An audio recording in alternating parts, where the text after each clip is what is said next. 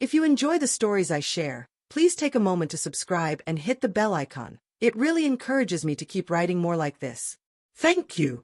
Now, let's begin today's story. I knew deep down I was crossing a line.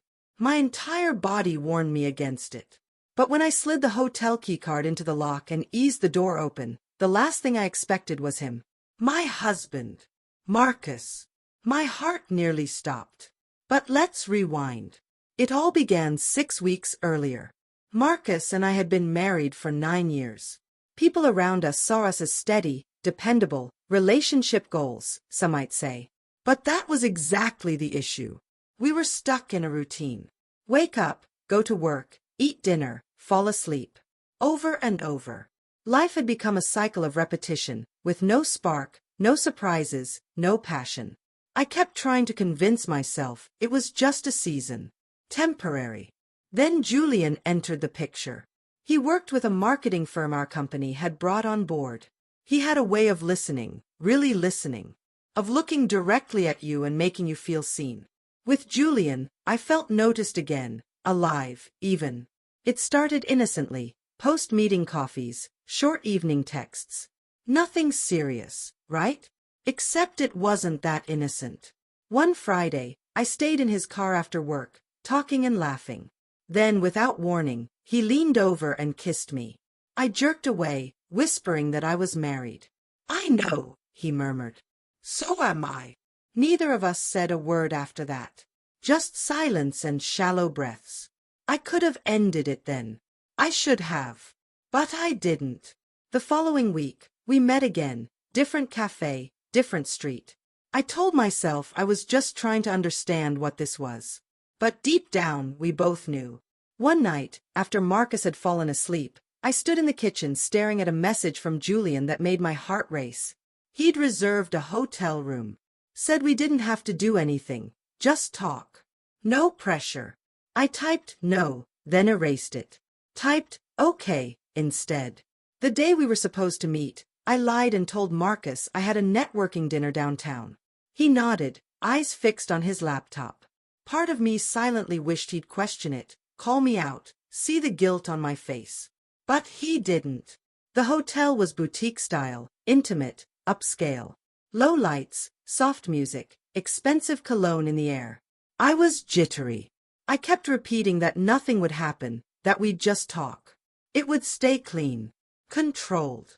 I took the elevator to the 7th floor, walked to room 712, and held the keycard in my shaking hand. I opened the door. And there stood Marcus, not Julian. He was by the window, hands in his pockets. His face calm, but his eyes told a different story, one of heartbreak, betrayal, fire. I froze. What are you doing here?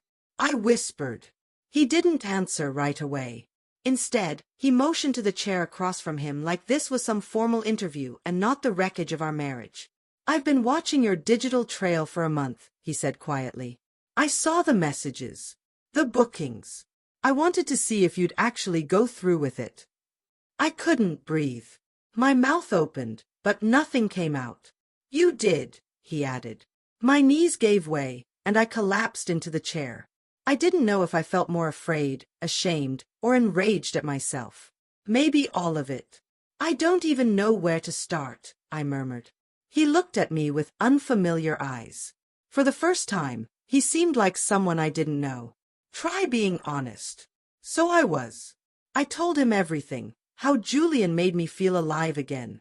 How I'd been fading in our marriage and didn't know how to fix it.